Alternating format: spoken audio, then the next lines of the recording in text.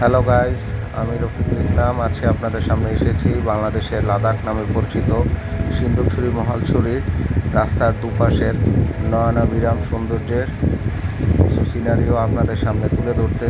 তো চলুন আর দেরি না করে দেখা যাক সিন্দুকছড়ি মহালছড়ির রাস্তার নয়নাভিরাম কিছু সুন্দর সিনারিও।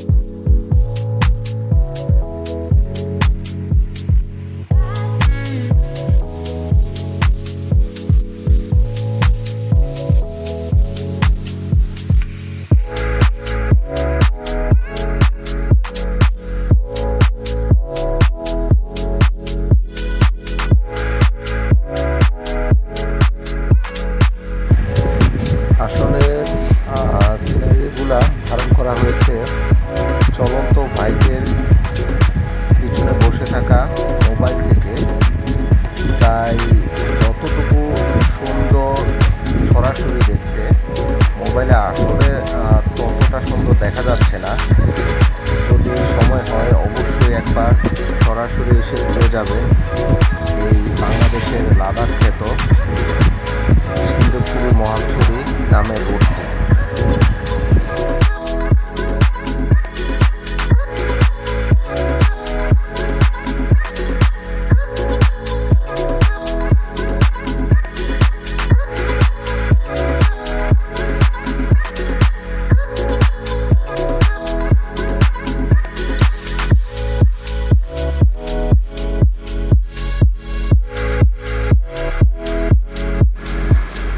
আসলে এ রাস্তা থেকে ঢাকা থেকে সরাসরি কোনো বাস নেই।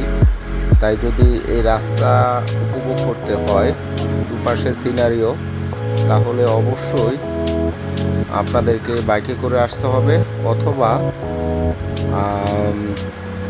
সিন্দুকছড়ি পর্যন্ত এসে সেখান থেকে বা জালিয়াপাড়া নেমে সেখান থেকে সিএনজি ভাড়া করে এসে আপনারা এই মনোরম সিনারিও উপভোগ করতে পারেন।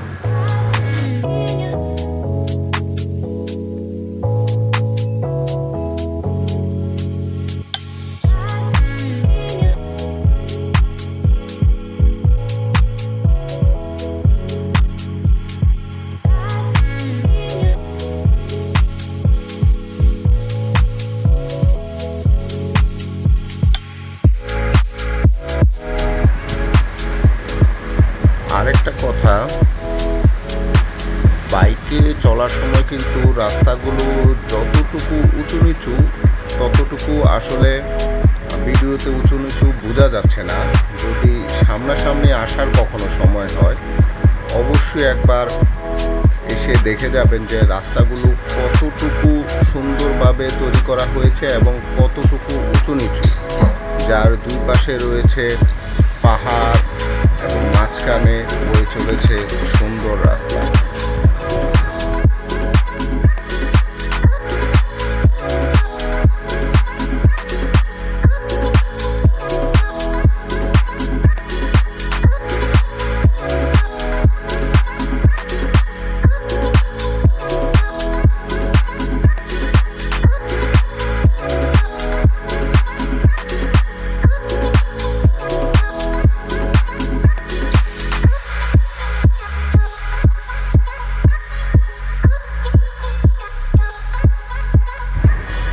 যারা ভ্রমণ পিপাসু, ভ্রমণ করতে খুব ইচ্ছে হয়, দেখা যাচ্ছে যে এর মধ্যে অনেকেই নিজের দেশটাকে ভালো করে না দেখে দেশের বাইরে ঘুরে বেড়ান।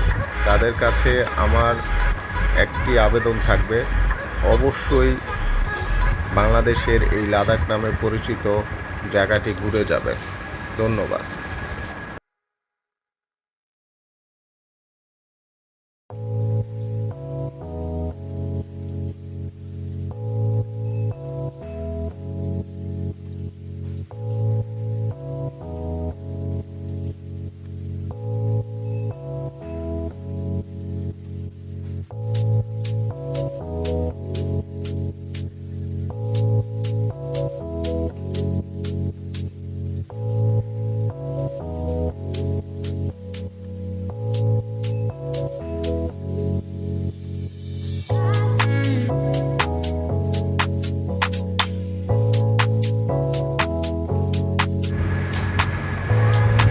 যাদের বাইক নেই কিন্তু এই জায়গাটা দেখার অনেক ইচ্ছা আছে, তাদেরকে আমি আবারও বলে রাখি, এখানে আসার সরাসরি কোনো বাস নেই।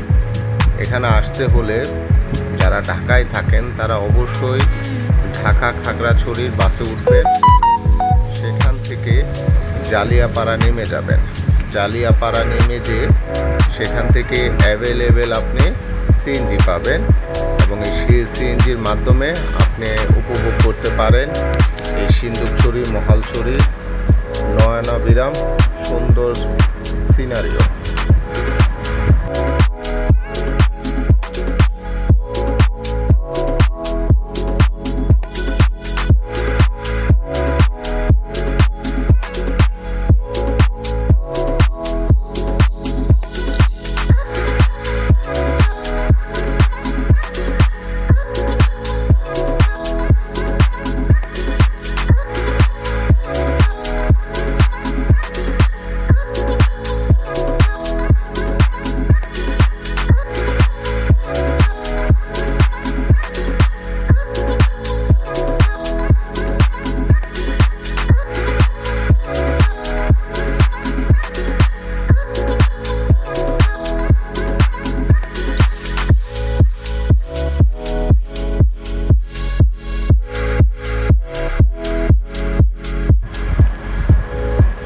জায়গাটা আমার এতই ভালো লেগেছে যে কখন যে ভিডিও করতে করতে 19 মিনিট সময় পার হয়ে গিয়েছে আমি টেরই পাইনি।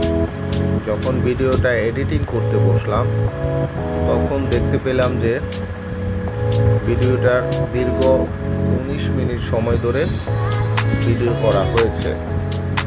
তো একবার মনে হয়েছিল যে কিছু অংশ কেটে দিয়ে ভিডিওটা আপনাদের সামনে উপস্থাপন করি, কিন্তু কেন জানি এডিটিং করার সময় আর কাটতে মনে চাইলো না।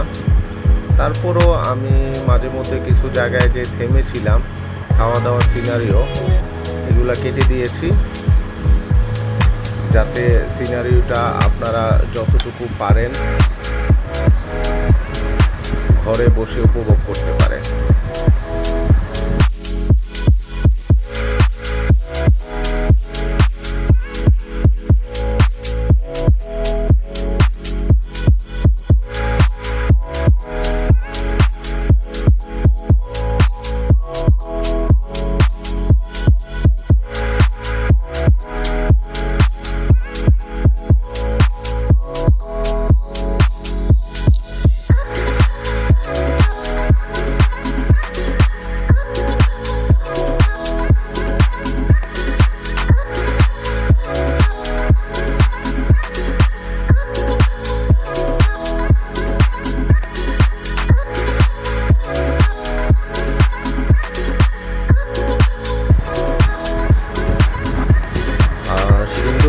মহালছড়ির এই নয়নাভিরাম সুন্দর দৃশ্য উপভোগ করার মাঝে মধ্যে আমরা কয়েকবার বিরতি দিয়েছিলাম, যেখানেই দেখেছি যে মানুষজন ফল ফ্রুট নিয়ে বসে রয়েছে, বিশেষ করে উপজাতিরা।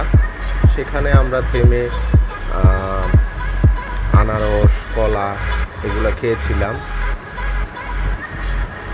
প্রধান শহরগুলো থেকে এখানে ফল ফ্রুটের দাম একটু কমই হয়ে থাকে, তাই আপনারা যদি মনে করেন যে ক্ষুধার্ত কিছু খাবেন তাহলে রাস্তায় খেয়াল করলে অবশ্যই দেখতে পাবেন যে উপজাতিরা এখানে ফল ফ্রুট নিয়ে বসে আছে এবং সেখান থেকে আপনারা চাইলে সস্তায় ফল ফ্রুট খেয়ে নিতে পারবেন এবং সেগুলো অনেক সতেজও হয়ে থাকে।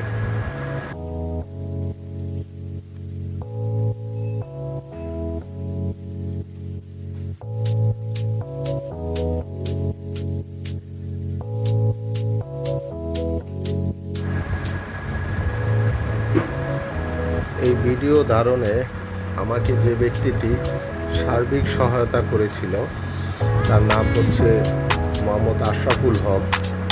সে ফেনীর ছেলে। আসলে বাইকটি মূলত রান করতেছে রাইড করতেছে আমার এই ফ্রেন্ড।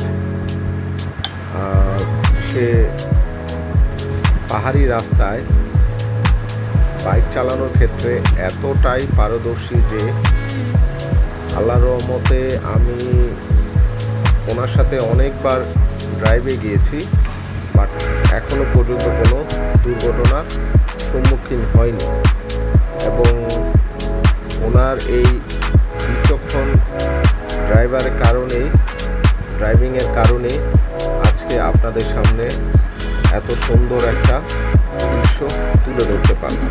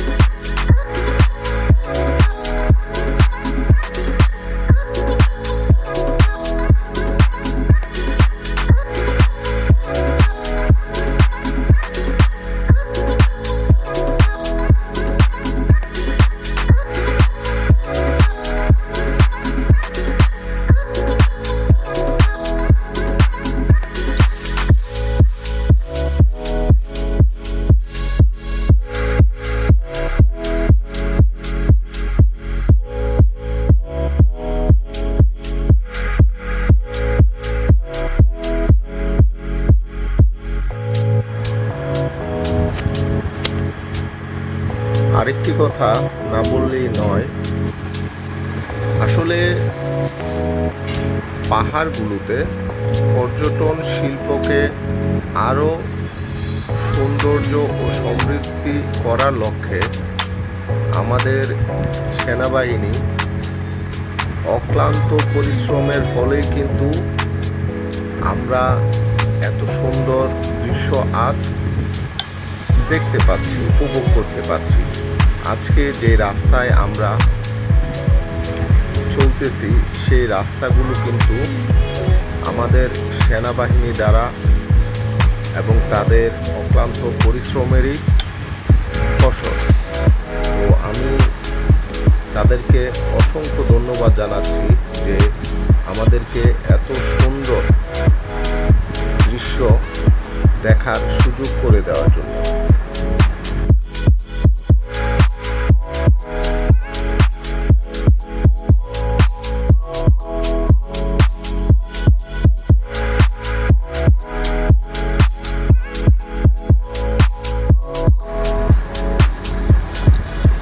আপনাদের সকলের কাছে আমার একটি আবেদন থাকবে, আমরা যখনই কোনো চেকপোস্টে সেনাবাহিনীর মুখোমুখি হই যাতে তাদেরকে তাদের প্রাপ্য সম্মানটুকু প্রদর্শনের মাধ্যমে তাদেরকে সর্বদা কোঅপারেট করি, কারণ তারা যে কাজটি করতেছে আমাদের নিরাপত্তার জন্য কিন্তু করে থাকে। অতএব আমাদের নিজেদের স্বার্থে হলেও আমরা সবসময় তাদেরকে কোঅপারেট করব।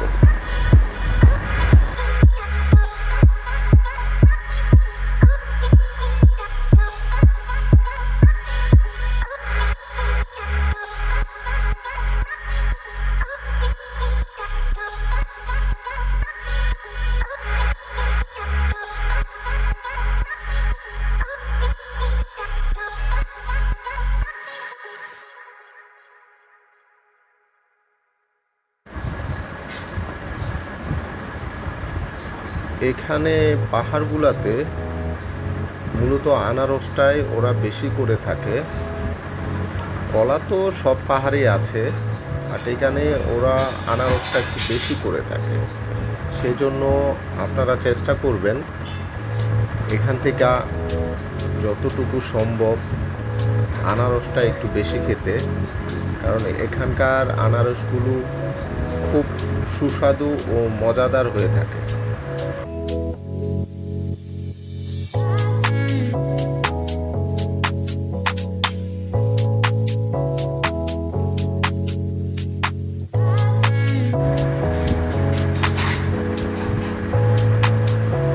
আর আমার সকল বাইকার ভাইদের প্রতি একটি রিকোয়েস্ট থাকবে, আপনারা যখনই বাইক রাইড করবেন মাথা ঠান্ডা রেখে বাইক রাইড করবেন। কারণ আমি দেখেছি অনেক ইয়াং বাইক রাইডার এত দ্রুত বাইক রাইড করে থাকেন, সেখানে অ্যাক্সিডেন্ট হওয়ার সমূহ সম্ভাবনা থেকে থাকে। তো অবশ্যই আপনারা বাইক রাইড করার সময়, বিশেষ করে পাহাড়গুলোতে যখন বাইক রাইড করবেন এবং টার্নিং পয়েন্টগুলোতে মাথা ঠান্ডা রেখে বাইক রাইড করবেন। বাইক রাইড করার সময় ওভারটেকিং টেন্ডেন্সিটা সবসময় মাথা থেকে জেরে ফেলে দিবেন। 5 মিনিট পরে যাবেন, তারপরও ধীরে সুস্থে ওভারটেকিং না করে মাথা ঠান্ডা রেখে বাইক রাইডিং করবেন।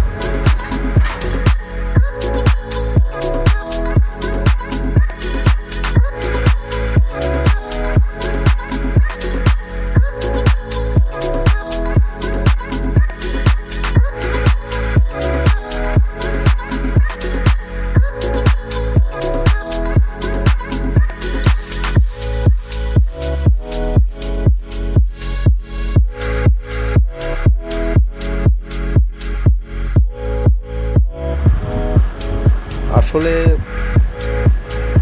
আজকে এখানে আসার কোনো পূর্ব পরিকল্পনা আমাদের কারোরই ছিল না। এর আগেও কয়েকবার আমরা এই রাস্তায় এসেছিলাম, বাট সেটা প্রি প্ল্যান ছিল, বাট কখনো ভিডিও করার চিন্তাভাবনা ছিল না। বাট এবার কেন জানি মনে হলো একটু ভিডিও করি, বাট একটা সুন্দর ভিডিও আপনাদের সামনে তুলে ধরার জন্য যে ইনস্ট্রুমেন্টগুলো দরকার সেগুলো আসলে আমাদের কাছে ছিল না। আমরা আসলে প্রফেশনাল কোনো ভিডিও এডিটরও না, ব্লগারও না। জাস্ট মনে হলো এই সুন্দর দৃশ্যগুলো আপনাদের সামনে তুলে ধরি, সেখান থেকেই আমাদের এই অল্প একটি চেষ্টা।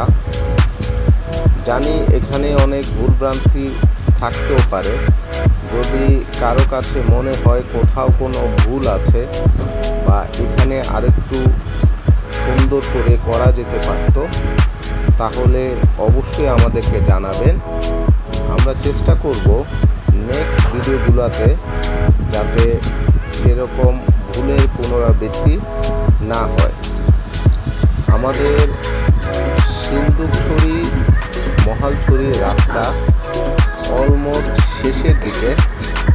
তো আমি আমার কথা আর দীর্ঘায়িত করব না। আপনাদের কাছ থেকে আমি এখনই বিদায় নিব। যাওয়ার আগে আপনাদের কাছে রিকোয়েস্ট থাকবে, ভিডিওটা কেমন হয়েছে সেটা অবশ্যই আমাকে কমেন্ট বক্সে জানাবেন, যাতে পরবর্তীতে এরকম পাহাড়ের আরও সুন্দর দৃশ্য আপনাদেরকে উপহার দিতে পারি। ধন্যবাদ, সবাই ভালো থাকবেন। আসসালামু আলাইকুম ওয়া রাহমাতুল্লাহি ওয়া বারাকাতুহু।